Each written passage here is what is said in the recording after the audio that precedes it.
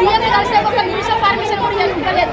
ఇవ్వకపోవడం వల్లనే మేము ఈ రోజు ఇక్కడికి వచ్చి మా బోర్డును తెలుసుకున్న మా బాధను చెప్పాలి. సీఎం రేవంత్ రెడ్డికి ఒక 5 నిమిషాలు మాట్లాడి మా బోర్డును చెప్పాలని ఆందోళనతో మేము ఇక్కడికి వస్తే ఈ పోలీసు సిబ్బంది మమ్మల్ని ఇట్లా చేసి మొత్తం దెబ్బలు లాగినాయి. మాకు ఆమె అయితే చైన్ అయిపోయింది, ఆమె చేతుల్లోనే ఉన్నది. మమ్మల్ని ఇలా నిరుద్యోగ కళాకారులు మేము గోసి కట్టది, గొంగడ వేయాలి, ఆడాలి, పాలు కట్టగట్టది, చేయని ప్రోగ్రామ్ లేదు సార్. ప్రతి ప్రోగ్రామ్ చేసి ఊరు తిరిగి మా గోడను మా గోసలు చెప్పుకుంటే మా నిరుద్యోగ కళాకారులకు ఇవ్వాలా ఇలాంటి పరిస్థితి ఎదురైంది సార్. మీడియా వాళ్ళు మరి మీరు మీడియా ద్వారా ఈ ప్రపంచానికి తెలియపరచాలని మా నిరుద్యోగం, మేము కూడా నిరుద్యోగ కళాకారులు ఉన్నాము. అసలైన కళాకారులు